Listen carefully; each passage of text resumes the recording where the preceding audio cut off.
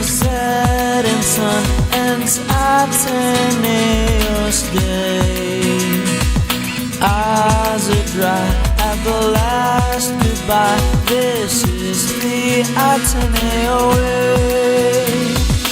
Merry for you, for your white and blue.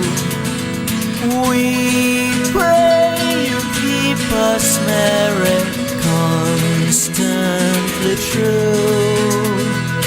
We pray you keep us merry, faithful to you.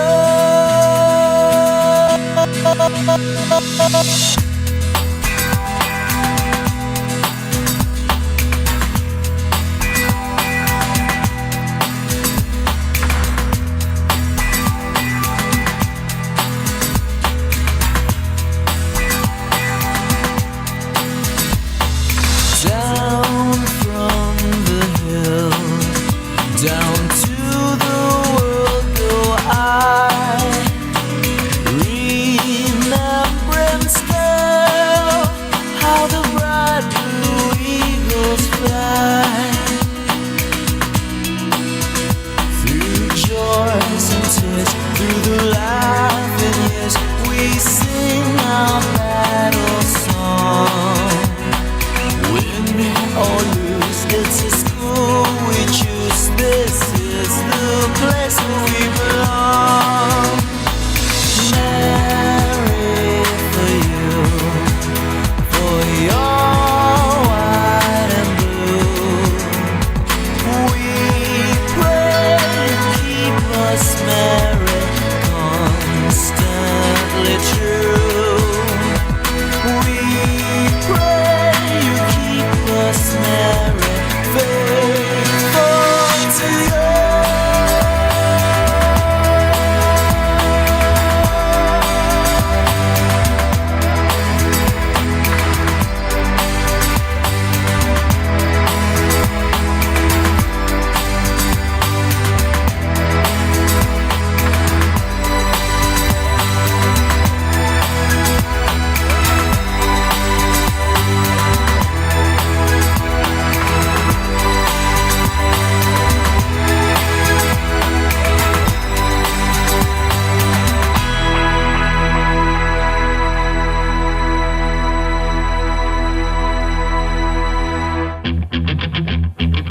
Radyo Katipunan. News, insights, inspiration. Radyo Katipunan. Down from the hill and down to the world. Radyo Katipunan. The voice of the Blue Eagle. Radyo, radyo, radyo, radyo, radyo, radyo, radyo Katipunan. Radyo Katipunan. Radyo Katipunan. Radyo, radyo, radyo Katipunan. Radyo, radyo, radyo Katipunan. Sa Blue Eagle kami di mapipigil sa pagbabalitang tumpak at tama. Buhay at tenista, sa loob sa labas ng eskwela, ating ibibida lahat ng eskwela. Radyo, radyo, radyo Katipunan. Radyo, radyo, radyo Katipunan. Radyo Katipunan. Radyo Katipunan. Kawal ni Ignacio, Katipunero sugod, todo sa kayod, dunong at tulog. Lipat na Blue Eagle, kaning giting nagigil. Blue and white, one big fight. Radyo, radyo, radyo Katipunan. Radyo, radyo, radyo Katipunan. Radyo Katipunan. Radyo Katipunan. Radyo, radyo, radyo Katipunan. Radyo Katipunan. Welcome to RK Sports, where we take you right into the action with the highlights, insights, and analysis of the sports scene in, around, across, and beyond the Ateneo. With your hosts, Anthony Perez and Mookie Borja. Katipunan. Game on.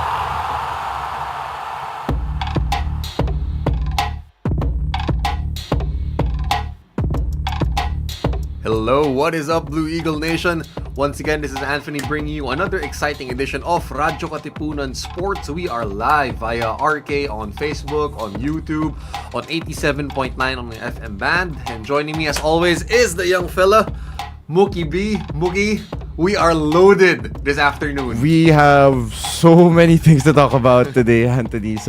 In the span of like 2 days, so many things happened with basketball around us, not just locally, but also most especially in the NBA. So I can't wait for today's episode. So as Mookie, briefed you guys who are listening to us right now, no, it's gonna be a non-stop afternoon of just plain hoop talk, right? Yeah. So hoop junkies out there, rejoice! It's gonna be all ball. Ball don't lie this afternoon. So many things. Right.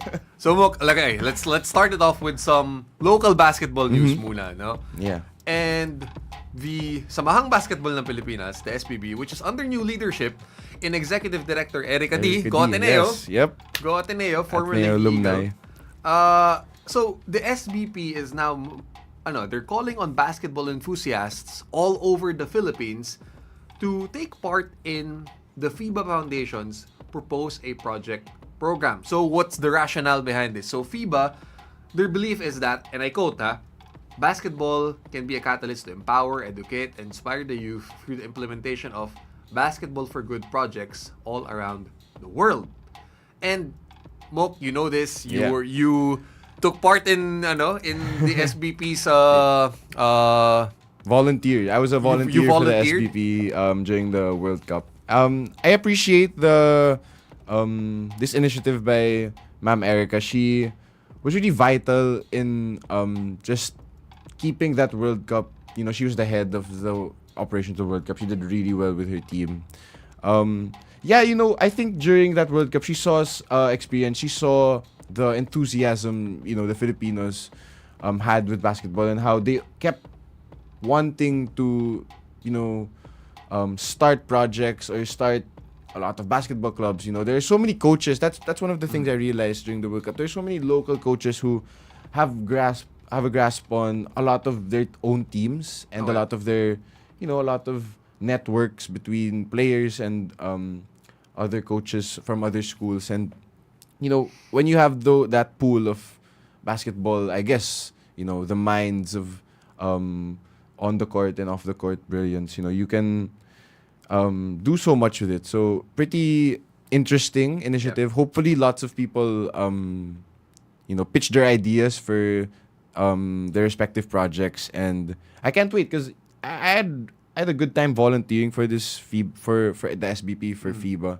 And if there was another vacant position for these programs, they're looking for programs for health and well-being, basketball for health and Right. well-being, equality and inclusion, and culture and education, which I think are all good platforms to start, basketball programs around. So yeah, if you guys have any, ideas or programs that you would like to start, maybe the SBP could help start that with your team or something. And to top that off, Mok, where better location to launch this program in a country where we all know how impactful basketball can be. Diba? When you take a look at it, hoops is in our culture, it's in our lifestyle, it's in our media, it's in our politics. Diba? God forbid, but diba, it's so embedded in every aspect of Filipino life, diba? So this is where I'm pretty much sure FIBA can get a lot of great ideas from So many good ideas. Filipino basketball fans. Yeah. So ito, Mok, I'll put you on the spot here. So you mentioned that there are 5 project categories, diba? So if Mookie were to submit his project proposal, what would his thesis be about? I would definitely go for equality and inclusion. Okay. I think the women's game right now, especially in the Philippines, is growing. If you look at it worldwide, I think the number 1 selling basketball shoe now are the Sabrina ones. Sabrina Amazing. Ionescu shoes. No, I mean, it's a really good shoe. It's a really nice looking shoe. They kind of have the same silhouette as the Kobe's, who Sabrina idolizes rather. And yeah, I mean, the NBA players wear her shoes, and that just means so much if you're, a woman or like a young girl who is. Basketball is a male dominant sport, with the NBA and the UAP, but then it's getting there. The WNBA, players like Sabrina Ionescu, players like Elena Deladon, who have signature sneakers. Yeah. They're trying to elevate, their notoriety within the game, and I think if you get Nike maybe or Nike to sponsor a basketball camp for girls, and then you give out free Sabrina merchandise and the shoes most especially, then that could go a long way for them to keep playing the game and keep building the women's program here in the Philippines, because we have a really decent, Especially in 3x3. yes, especially in 3x2, we have a very decent women's team for Yeah. our national for Gilas, and you can only build the sport from there.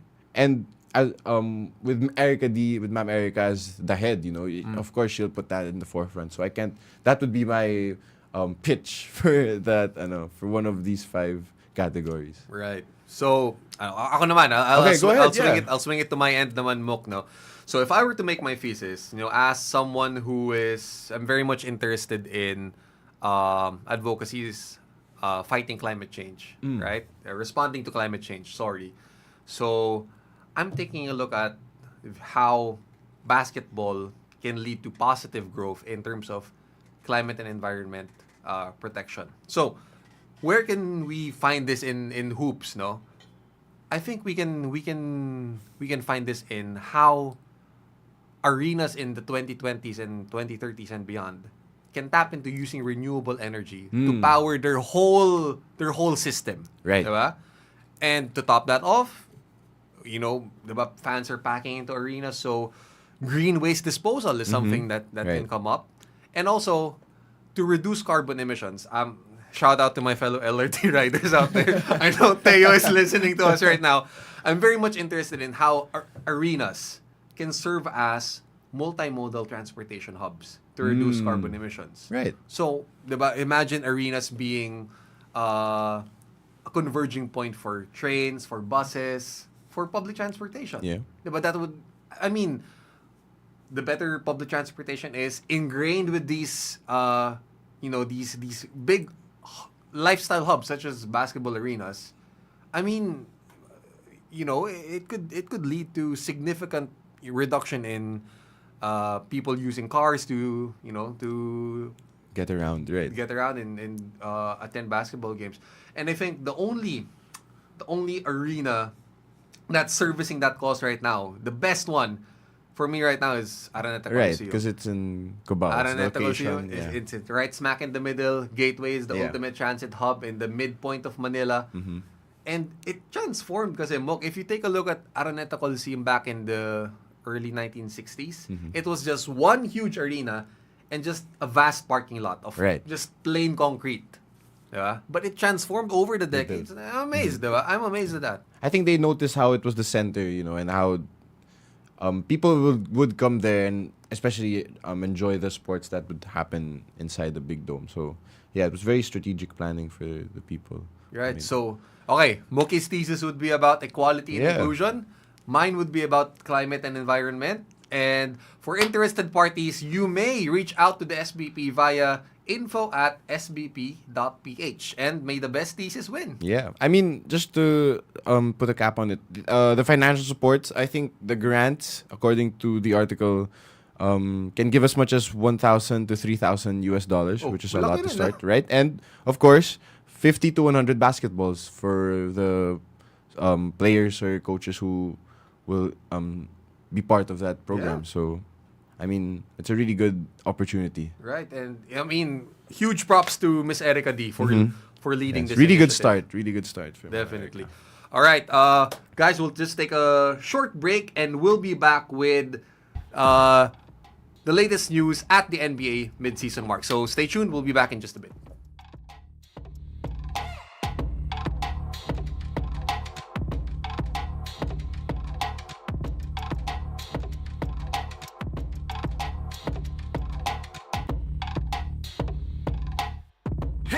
Katipuneros, don't change that dial because we'll be coming right back. Baka naman pwede. Baka naman pwede. Baka naman pwede. Mga isyung napapanahon, ating pag-usapan. Baka naman pwede. Gamit ang mga pananaw mula sa iba't ibang kalinangan. Baka naman pwede. Mula sa Institute of Philippine Culture, kami inyong samahan, tayo'y maghuntahan. Dito lang sa Baka naman pwede. Tuwing Huwebes, alas 3 ng hapon, dito lang sa Radyo Katipunan, 87.9 FM. It's time for The Music Class. Join us for an evening of learning music and appreciating the art behind every hum, tune, and beat. Listen to engaging performances and insights from some of the top and upcoming musicians in the scene today. Tune in every Tuesday evening here on The Music Class. Let the music class begin. Radyo Katipunan, 87.9 FM. And there was another drive-by shooting. The fire we reported at the fire hall is still burning out. Do you sometimes feel confused or lost in the complications and complexities of life? Do you feel drained, listless, or exhausted from the daily burdens and responsibilities? Why not seek our campus ministers on air every Tuesday from 2 to 3 in the afternoon?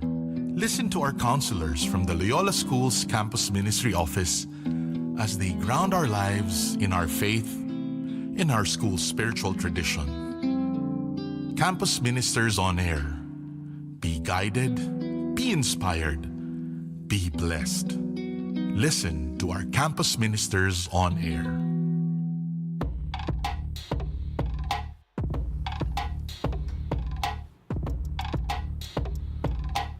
Hello, we are back and we are continuing our non-stop hoop talk for this afternoon. So, Hoop Junkies, the NBA mid-season mark is right here. It's right now. Yeah. The NBA trade deadline is just around the corner. All-Star Weekend just down the road. The Detroit Pistons finally got their 5th win. They won again. They won again today. Clap, They clap, won clap. again today. So Mook, no, for our listeners, it's time for a halfway mark check-in of the NBA season. No, so we'll sort of discuss the most intriguing storylines. Yeah. We'll grade some teams that we've selected. Yes. Yep. We'll provide the reason for their success, and then note down who on the roster spot might be in the running for some postseason awards or all-star nods, diba? So we'll see. But first, the latest news around the association. I know, Mook, this wasn't the DeMar DeRozan trade that we had hoped for.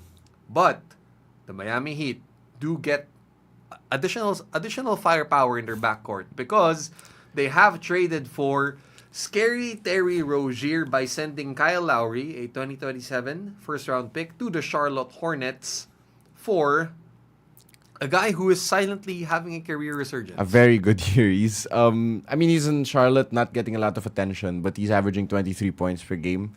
He's very efficient, unlike his previous years with the Hornets, where he was just shooting a lot.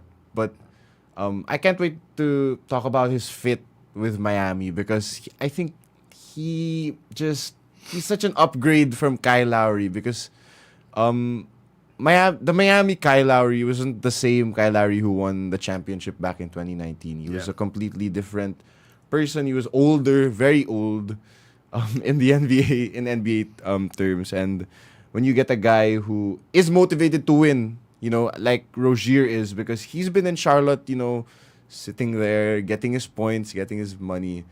But he started his career with the Celtics, with those playoff Celtics who were very competitive. And then when you get to a team like the Hornets who plays for draft picks more than playoff position, you want to get back to that level of playoff basketball. So he's going to get there with Miami, and he's going to fit right in with Jimmy Butler. And just to put it into context, Mook, how Terry Rozier is, rekindling his old form, no? He's making 39.3% of his pull-up threes, according to Cleaning the Glass, making a career-high 50% on his mid-rangers. Right. So including 51% on his long twos. Now, the best part about Terry Rozier in the Miami Heat is he doesn't need to dominate the ball, Mo. Right. Diba? He doesn't. I mean, he can sort of initiate the offense when Jimmy Butler sits down. Mm-hmm. But just imagine him, on dribble handoffs with Duncan Robinson. Right. Diba? With Yeah. Tyler Hero coming off screens. That's where I see, okay, Terry Rozier might be, Yeah. he might be that extra punch that they need. They got rid of Gabe Vincent over the summer, and Gabe Vincent was a really capable player for them. He made some big shots during their run, but I think Terry Rozier is a much better player than Gabe Vincent, more proven. As a second-year player, he did do a lot on that Boston team who was missing Kyrie due to injury. He was the one who stepped up as their point guard during that run with a young Jason Tatum as well, with a young Jaylen Brown. But, he has that pedigree. He can dominate during playoffs. And I like how when we immediately talk about Miami, we think we immediately go to the playoffs. Yeah. Because the regular season isn't really on their radar as something as important. Jimmy Butler will miss some games. He doesn't really care about awards. He will rest, and then he will transform into the Jimmy Butler we all know in the playoffs. But when you have a guy who can give you this much stability during the regular season, as Rozier can, he's just probably going to continue his great season he's having. I can see them being top 4. They were 8th last year. They barely made it to the playoffs. But right now, they're a contender for sure. I put them up there with the big 3 in the East. Right. So, last episode, we talked... In fact, you mentioned that with Indiana's edition of Pascal Siakam, they might dislodge Cleveland from that 4 or 5 spot. Yeah. So, with the Terry Rozier edition, who do you put ahead? Indiana or Miami? I have Miami right now. I think Tyrese Halliburton hasn't been playing that much. He's coming off the hamstring injury, so he's still getting back in shape. But Pascal Siakam's been playing pretty well for them. He just like we predicted, he fits right into that offense. Yeah. So I don't think that's going to be a problem. It's just Miami is just a much I think better team overall because you have the offense now and you always had the defense with Bam, anchoring that. So I think they're gonna cruise as they always do through the next 40 games, and then when we get to April, that's where we'll see their firepower. It's just funny, Parang looking at Terry Rozier, 4 years after the Kemba Walker trade, like he became an afterthought in Charlotte. Right. But when he was in Boston, when they were the young guns, Jason Tatum was in his first or second year, Jaylen Brown was up and coming, like he was their lead, one of their lead backcourt. He was stars. a dog back then, and he's still a dog now. That's why he makes so much sense for the Heat. You're right. He was traded for Kemba Walker, and let's not forget Kemba Walker during that time. He was an all-star. He scored 60 points. At one point. So he's that was his value back then. So now he's for an older Kyle Lowry, which I'm sure the Hornets are gonna waive eventually. So maybe another contender could pick him up. But then if I were to we're gonna grade teams later, but if I were to grade this trade, I would grade it also an A, much like the Siakam trade, because I think it will definitely help the Miami Heat right away. And I would give it an A as well, Mook, because you didn't have to lose one Jaime Jaquez. Yeah. Yes. Who is... We know this is we're gonna go through this later, but we know that it's a 2-horse race between Chet and Wemby for the Rookie of the Year. But cancel out those two. Jaime Jaquez is a legit Rookie of the Year candidate. If it weren't a Chet and Wemby year. Yeah. Right? Because Jaquez, I don't know how many. I don't know if Pat Riley just saw immediately right away in the draft that this kid from UCLA will just be the second coming of, or the second best defensive player next to Bam. But he's 6'8" and he's really tall. Swiss Army knife. And he can guard anyone. He's coming off an injury too right now, but I don't think that's going to be a problem. He's very young. I mean, he was older for his draft class, but he's still relatively young. And he just plays with so much experience. Like, he's been playing in the NBA for so long, but then that's Heat culture. That's what they cultivate there. So it's really surreal how we're talking about Miami now, like, they're back. Like, but then they've always been this good. They've always shown their worth. So, those boys in Miami are gonna be a problem in the East. And we'll just go deeper into Jaime Jaquez's ascent in his rookie year, no, Mook. And you mentioned it. 4-year starter at UCLA, finished all his playing years there, played for a storied program, good coach in Mick Cronin. Compare that to a guy you were heavily rooting for before the season started, a guy like Scoot Henderson, yeah. who talent-wise, individually is better than Jaime Jaquez. Yeah. But he didn't play in games that mattered. Mm-hmm. Right? He went for the G League Ignite program. Yes, you're within the pro circuit, but you're not playing under the pressure and the bright lights of NCAA March Madness. UCLA made a couple of Elite Eights. I think they made the Final Four. So they were really Jaquez had the experience to begin with, and playing for Miami, who have the highest of expectations because they've been so great these past 4 years. When you get a guy like Jaquez who's immediately ready right away to say, okay, we're playing for a playoff run, not just a playoff berth. They want to go all the way back to the finals. Yeah. So, I'm not crazy to think that they might make it back to the finals again, make it 3 out of 5 years. It's not impossible. It's not. If it was impossible last year, this year is definitely they're really, really up there now. Yeah. I do think they need one more big in terms of Miami, but in terms of guarding the wings in the East, the Jason Tatums, the Jaylen Browns, I think Jaime Jaquez can at least neutralize them.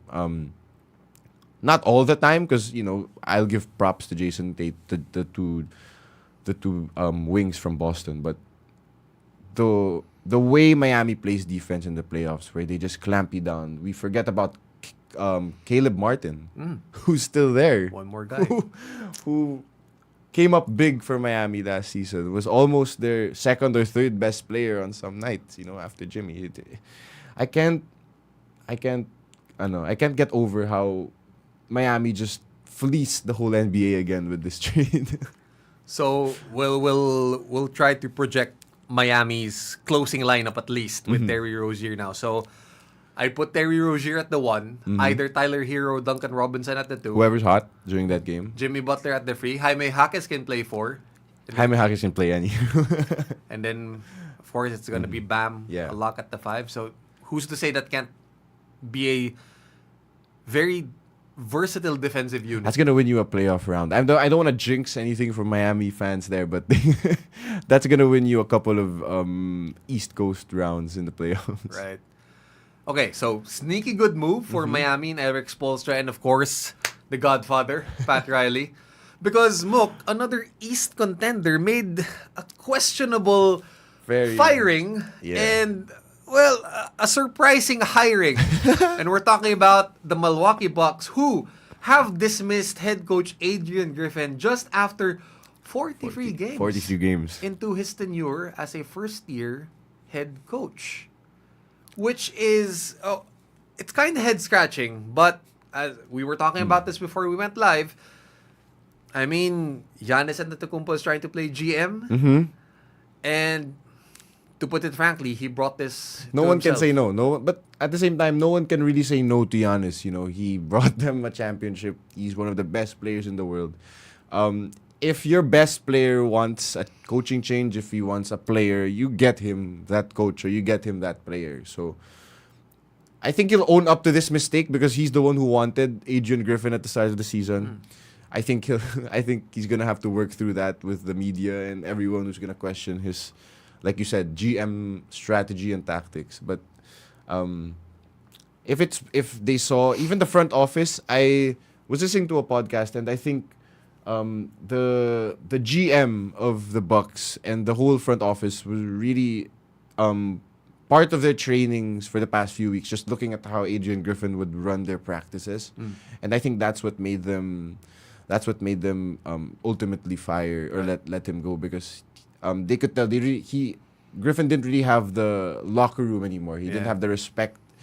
The Bucks are full of veterans. You know, you have Jay Crowder. It's an old team. Yeah, you have Bobby Portis.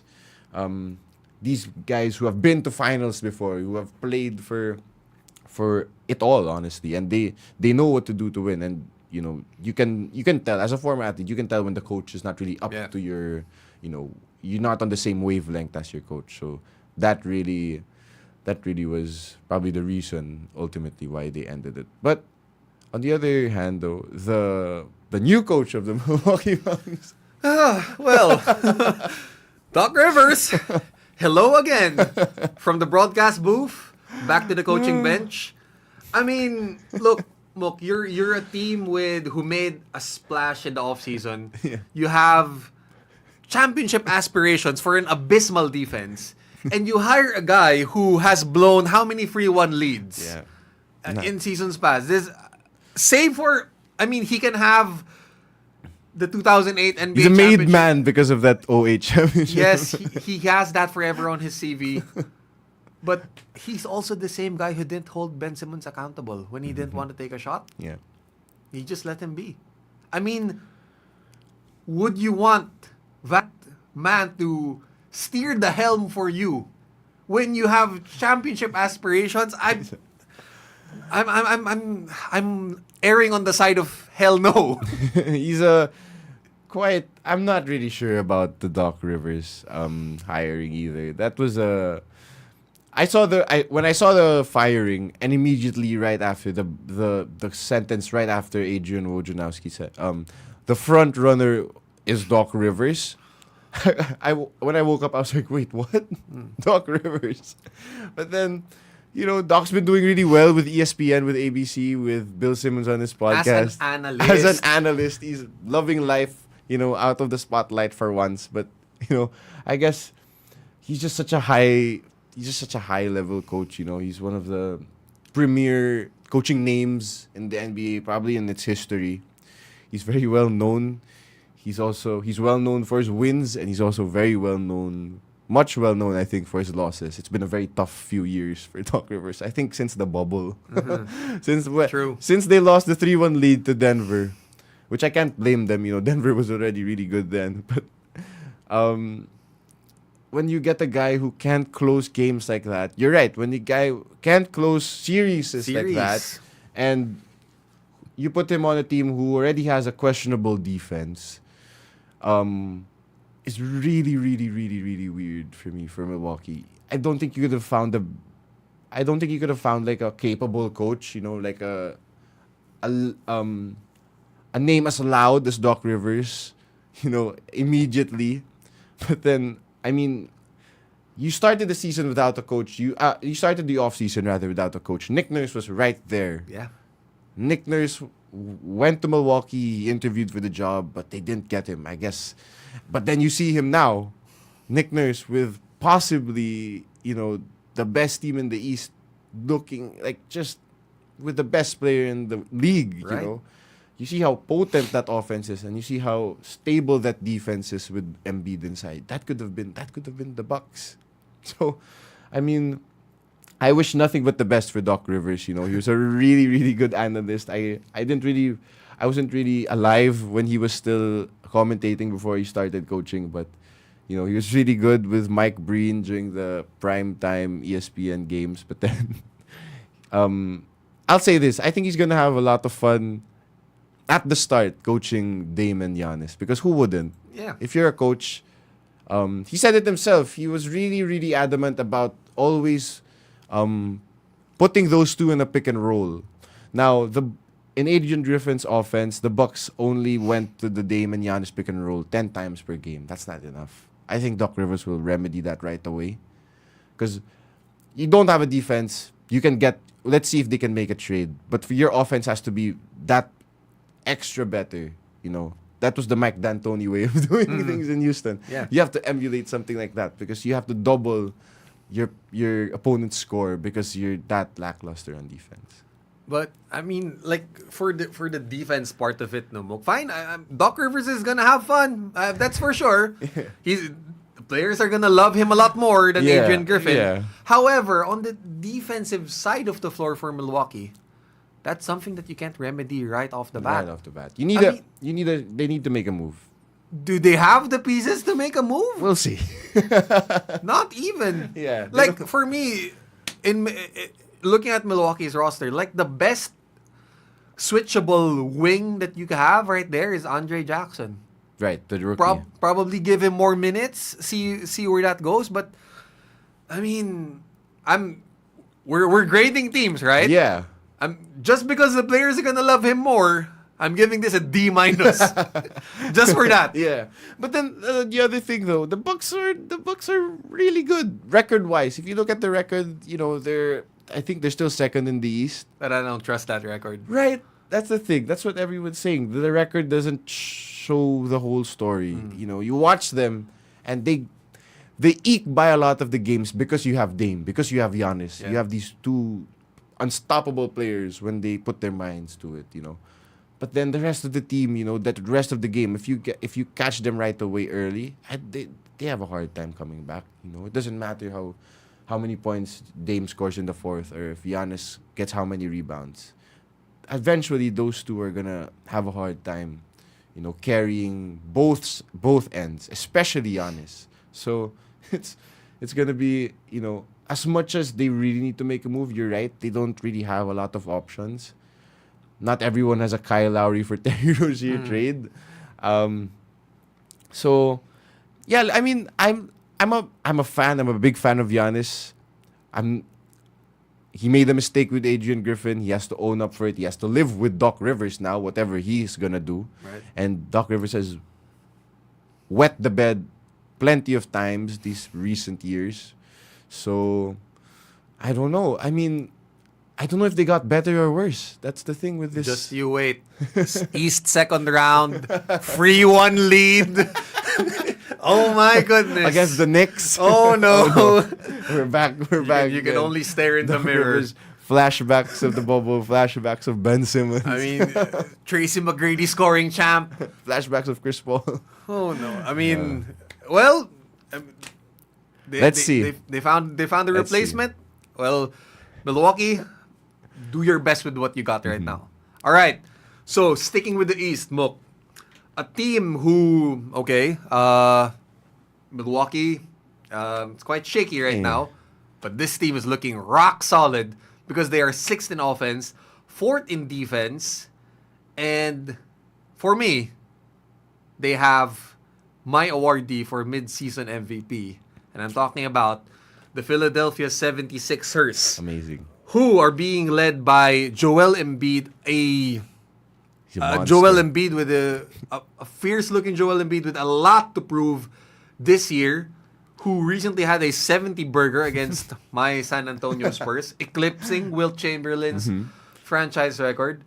You could tell Joel Embiid in 2024, Mook, he feels disrespected. He's looking for heads. He's looking at all the people who doubted the reason for giving him MVP last year and said, no, this is why. I have the right coach this time. I have the right pieces around me. Tyrese Maxey is playing like an all-star.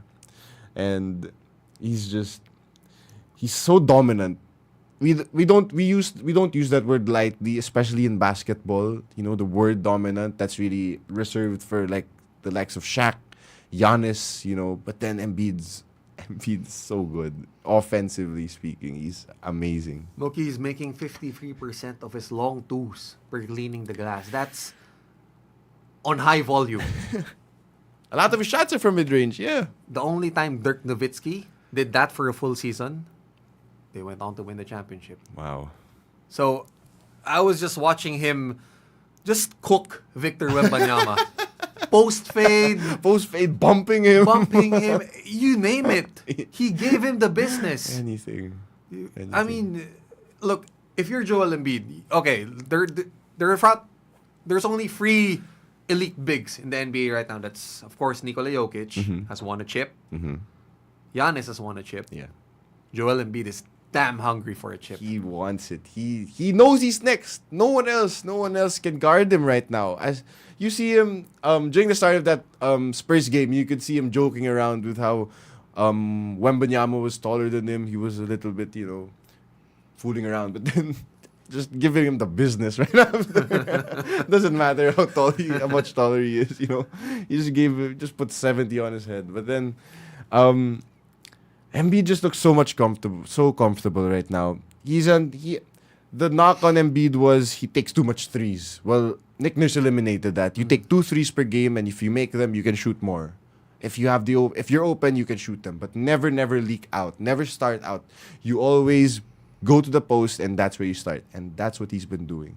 Face up, fade away, post up. Doesn't matter. He's gonna get it. I played him on NBA 2K last night. And it's the same. Yeah. If you get the ball to him inside, he's automatic. He's so good. It's also really refreshing to see a post player dominate like that. It's been so long. For sure. Nikola Jokic does that as well. We saw that in a different fashion. In a different fashion. He's more finesse. Jokic is more finesse. He plays outside more because he's the point guard. But Embiid just pounds the ball inside always. Just knows when he has the mismatch, It doesn't matter if it's Zach Collins or the whole Spurs collapsing on him. It doesn't matter. He's going to keep scoring or get to the line, which is kind of a foregone conclusion. He's going to make both free throws because he's an excellent shooter. And for Philly, it's a lot of things going right. We mentioned about Joel Embiid with, like a grudge against the league, fitting into Nick Nurse's system and meshing well with my mid-season awardee for most improved player of the year. He brings a lot to the table. Speed, scoring instincts, reliable jumper, and just Tyrese Maxey brings just positive energy, Mookie, to Philadelphia. Who needed it after the Ben Simmons after the James Harden debacle.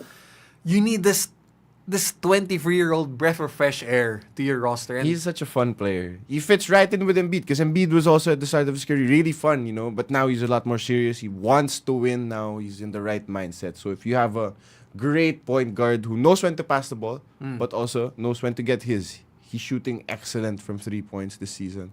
He's driving against people with his speed.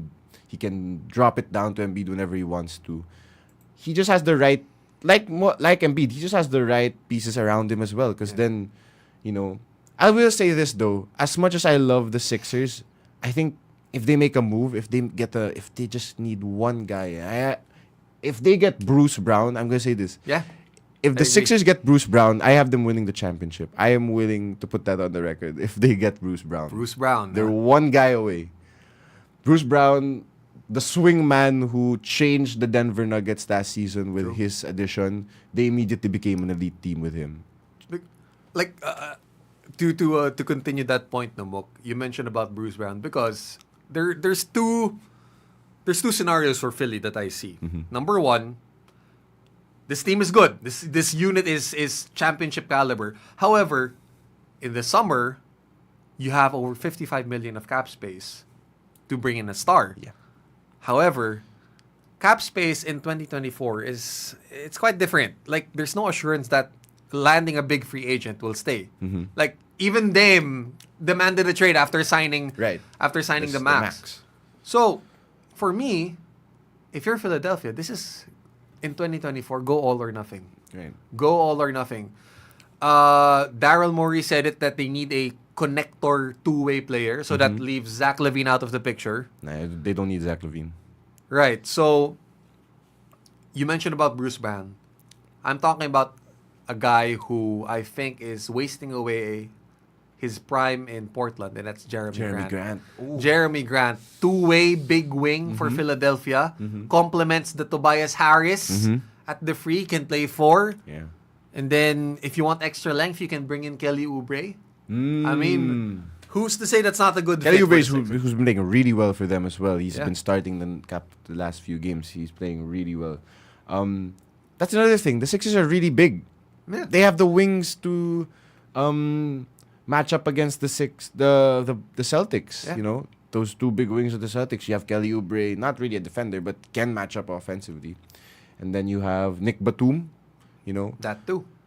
Marcus Morris is going to be part of that trade. They're really looking to shop him. So whoever they get, Marcus Morris is definitely going to be in that trade. But if nothing happens with the Sixers and they end up sticking, which Daryl Morey isn't known for, they still have a shot. They still have a really, really good shot of making it out of the East. Or honestly, for Joel Embiid, baby steps, make it to the conference finals. Right. But, I mean, he's been there before, Mook. They were 4 Kawhi Leonard bounces away from making the finals. And the Ben Simmons layup. I mean, away. This is the year where Joel Embiid says, I want to go back I'm there. making that layup. Yeah. So, my grade for Philadelphia, A+. A+. At this point of the me season. Too. They're really well coached. And last thing, Tyrese Maxey, by the way, all-star. I think that's a lock. That's a lock. That's a lock. He's an all-star. All right, so I graded my the Philadelphia 76ers at A+. Mookie, which team were you bringing to the picture? Let's stick with the perfect scores again. I'm gonna go with the OKC Thunder. Yes, I like this pick. The new kids on the block. Yes. Lots of people would say a lot of people saw it coming with the way they, kind of rebuilt their team, how they got Shai Gilgeous-Alexander for Paul George. But the most impressive thing for me for OKC is they've beaten all the good teams this season. Yep. Pretty convincingly. And with the team effort. They've beaten Boston, they've beaten the Timberwolves, and they've beaten Denver. Those are 3 of the top 5 teams, record-wise. And play-wise. They're the 3 of the most informed teams. They've beaten all of them pretty convincingly. They've beaten Boston, they've beaten Minnesota, and they've beaten Denver twice, I think. And a big part of that is because of SGA. Yeah. Not strong group, but but Shea is. If Joel Embiid wasn't playing like this, I would have him as the front runner for MVP because he's leading that OKC team. They're number 1 in the West now. Right. They're saying the West is an open conference. Anyone can win, but I think OKC is a lock for that number 1 seed at this point of the season because SGA, he's leading that team through points, and the way he carries himself is a leader. Just impressive for such a young guy. Right. You mentioned Shai Gilgeous-Alexander as an MVP candidate, though. If it weren't for Joel Embiid having this amazing season, but Mookie, on the OKC Thunder, I have to give credit to my candidate, my mid-season coach of the year, Mark Daigneault, who positioned OKC as this year's biggest overachiever. Like 2 seasons ago, they were a 24. Yeah, that's how they got Chet. They were a 24 win team, and now they're a joy to watch. The way they hustle, they don't turn the ball over. They rarely do. Right? They're an elite shooting team. They rank 5th in paint points and 6th in fast break points. Mark Daigneault has, put them. No, they're not ahead of schedule. They're ahead of everyone's schedule. They're playing like a college team. The way they're playing, run and gun. Daigneault's doing a really good job with their rotation. Subbing out Giddey when he needs to, putting in Isaiah Joe, who's just lethal from 3, and trusting a guy like Kayson Wallace, their rookie guard. Yeah. Kentucky has the pedigree under John Calipari. He's been great for them when Josh Giddey isn't available. And you talk about moves, OKC has a ton of picks. They have picks for days. Picks. They have picks for years, honestly, not just days. So they can go big game hunting for a star. Yes, sir. I wouldn't advise it because you have at most 2 stars. We haven't mentioned Jaden Williams, J-Dub, who is looking like Scottie Pippen. Shout out to Wax, my close OKC friend. he says J-Dub's like the next Scottie Pippen or something. But I can see it, he has flashes of offense. He's really good. He's pretty solid on defense. But when you see the development of a second-year player like J-Dub, you see Lou Dort just continuing his 3-and-D archetype, and then you see Chet, who's, right there with Wemby for Rookie of the Year. I don't wanna say who's gonna win. It's still pretty close because Wemby's putting up the numbers. But when you watch Chet with OKC, he's their big guy. You talk about big men running the league. He's next. He's next. He's got superstar big man written all over him, and I can't wait. I can't wait to see them in the playoffs. Much like the Heat, much like the Sixers, who need to prove their worth. I can't wait for OKC to make noise. They remind me a lot of the Memphis Grizzlies team with Ja Morant a few years ago, who might be even better. Really exciting, but yeah, you're right. The upside of this team is through the roof, astronomical. Yep.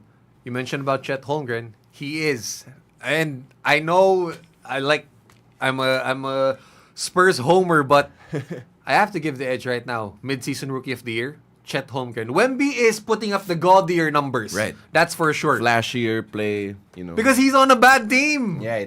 But Chet Holmgren, I tell you what, Mook, that year that he sat out due to injury, no, he developed his game. Right. He wasn't seeing action on the court, but in terms of getting NBA level coaching.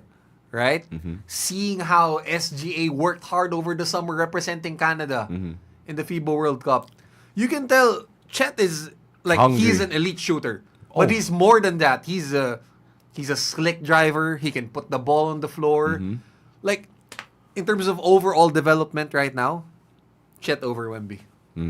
I can totally see that. I won't be surprised if he does get Rookie of the Year, because they're gonna make the playoffs. He's gonna get that award when they play in the playoffs. So, and they're definitely gonna get home court advantage. Big shout out to Sam Presti, who did it again. Yeah. 10 years after the miracle that was the big three of Westbrook, Harden, and Durant, he did it again. He found these players. He drafted them. He trusted them. SGA, that was a big trade. SGA for Paul George. You get rid of Paul George, who was an MVP candidate that year. You just get SGA, who was a rookie during that year, and then to see like no one saw, superstar written all over him. He's big props to Sam Presti and Mark Daigneault, who's right. I'd also give Coach of the Year to him too. It's either him or maybe Chris Finch, but maybe Minnesota. I have OKC over Minnesota right now. Right. I can't stop singing the praises for OKC.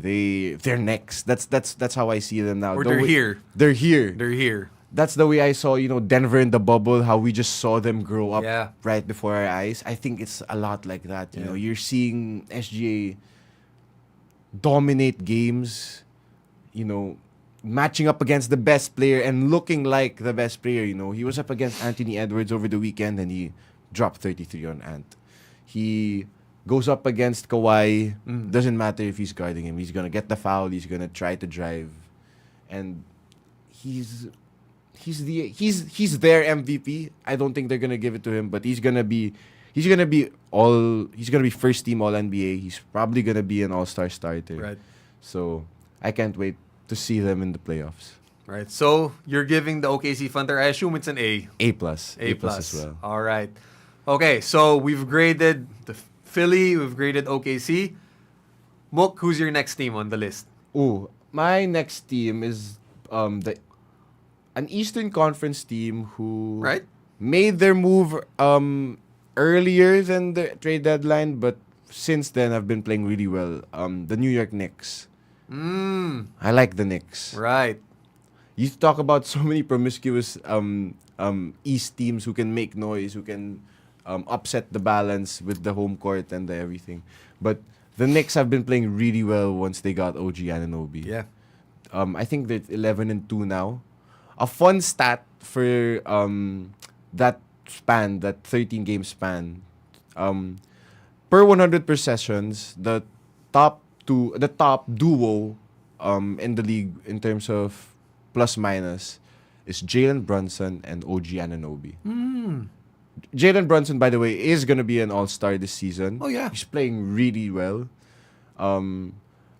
he fits well. Oh, rather, OG fits well with Jalen Brunson, because when you can't count on Julius Randle some nights, OG can pick that up right away on defense as well. We know what a stalwart OG is on defense, but to pair him with such a great guard like Jalen Brunson, who always gets his, always make sure he leads his team. He'll fight every time. He'll always come back. That's why Tibbs loves him. Honestly, you play Jalen Brunson 44 minutes in a regular season game so that you win convincingly, and they have been doing it really well. I can't wait for Mitchell Robinson to get back. He's been sidelined with injury again. I think they have one more move in them. They have Evan Fournier just sitting down, just collecting dust. I think you can flip him for someone, and if they're the ones who get Bruce Brown, then you have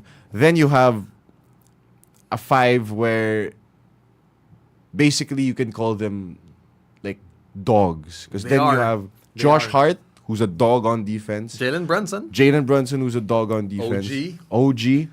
Bruce Brown, and Julius Randle, some nights can just dominate a game. You're missing out one guy. Isaiah Hartenstein. Oh, that guy plays his ass off. Hartenstein is playing really well this season. He plays his ass off. He's their backup for Mitchell Robinson, but since he went down, he's been picking up the slack, almost doubling the effort that Mitchell Robinson has been giving him. So I can't wait for the Knicks to make their move. They have one. They already made their move. They have one more move in them. They got rid of RJ Barrett and IQ. Really, really good fan favorites. But OG Anunoby has been such a bright spot for that team. Interesting, no? It's like I'm seeing with the way Tom Thibodeau has coached this New York Knicks team. It eerily reminds me of Pat Riley's early 90s Knicks. Where they were physical, they were tough, they were a grinded out team with Ewing, Oakley, Charles Smith, John Starks, Charlie Ward, those guys. I mean, they were rough and tough. And this guy kind of reminds you of that with the dogs that you mentioned. Yeah. And you add Bruce Brown to the mix. And then you have Dante DiVincenzo off the bench. Yeah. They have so many weapons to throw at you, just to tire you out, just to keep their foot in your neck. So I can't wait for them to fight for playoff seedings.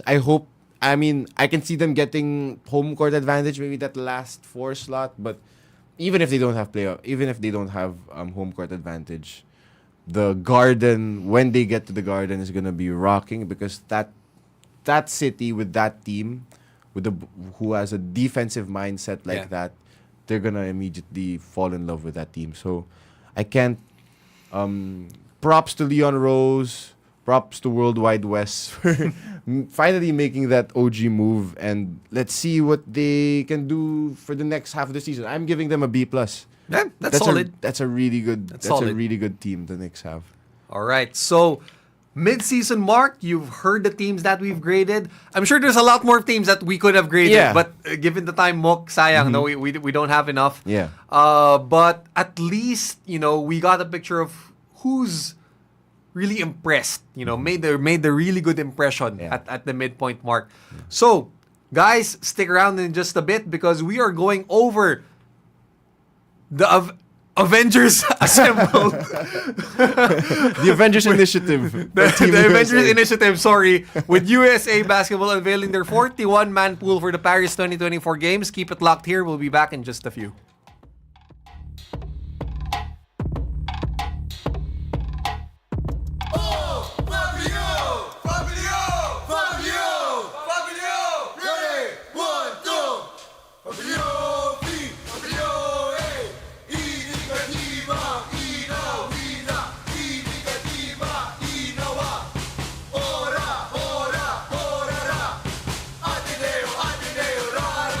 Mga Katipuneros, it's time to level up!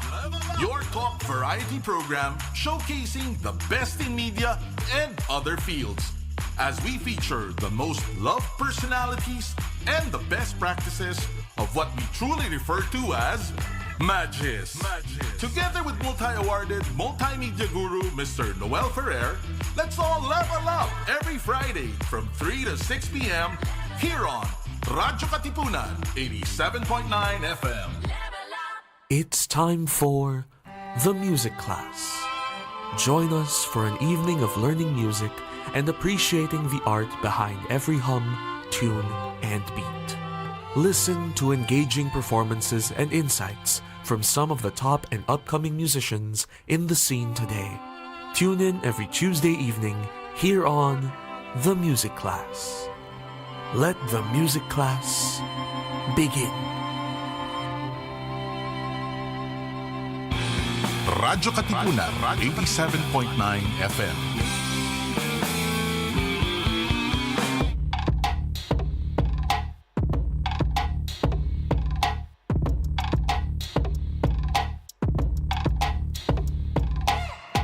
Okay, we are back with our non-stop hoop talk for this afternoon edition of Radyo Katipunan Sports.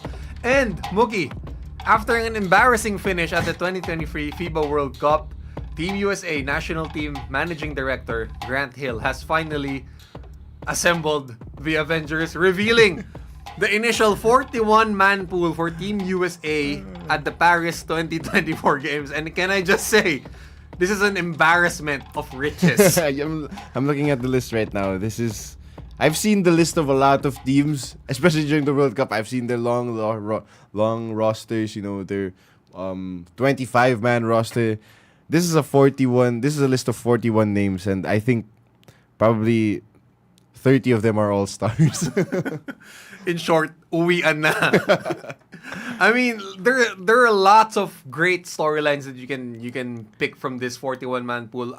Personally, Mook, I'd like to see a 39-year-old LeBron James. Yeah, I think that's a lock. Who can shatter the record for oldest U.S. Olympic men's basketball player. So that's something. But to me, the biggest snag of Team USA is getting NBA MVP candidate Joel Embiid, who could have represented Cameroon or France. Right?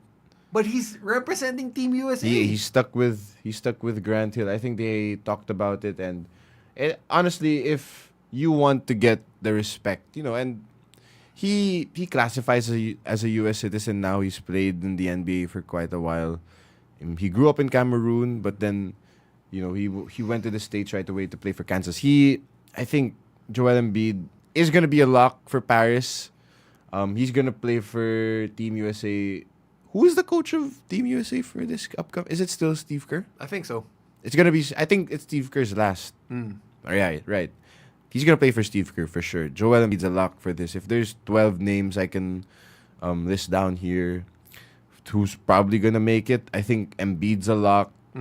Steph Curry, I think, is going to play his first Olympics because they want to win. They want to win. I mean, this list is like putting it out there that we're going to win. Message. Yeah. You can put Wembanyama, you can give SGA some help.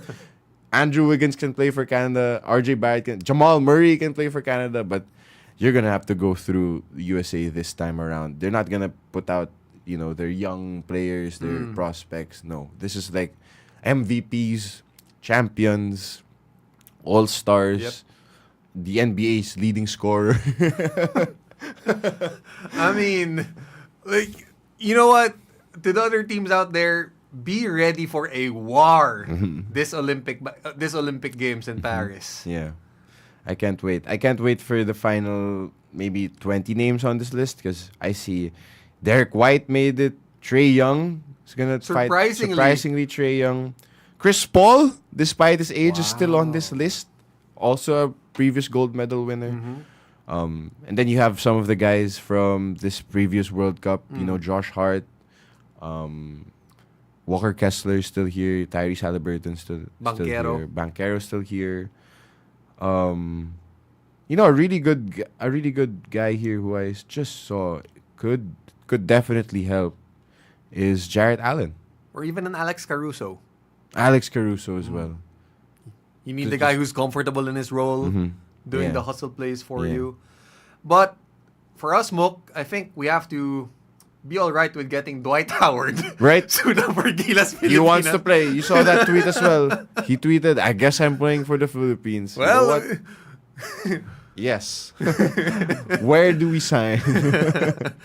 All right, so Mok, in the coming months, we are gonna break down who's gonna make that final 12 for Team USA. But this 41-man juggernaut of a pool is just Sends a message yes, it does. to Serbia, to to France, to Canada, to anyone. And Germany most especially, because they're the Yes. ones who ousted them. You know, that's who you're gonna prepare for. so as for us, Dwight Howard, gilas na. Yeah. Let's go. All right, and that is where we end this edition of Radyo Katipunan Sports. Thank you so much to the hardworking production team of RK with Teo sitting at the booth. Thank you to my co-anchor as always, Mookie B, and most of all, thank you to our listeners, our fans for Thank tuning you, in everyone. and supporting Loyola Heights #1 sports radio show. Guys, please don't hesitate to send in your comments, greetings, questions, or feedback. We'll be glad to get back to you. Once again, this is Anthony saying goodbye, one big fight, and see you again soon, only here on Radyo Katipunan. Thanks, Peace. everyone. See you.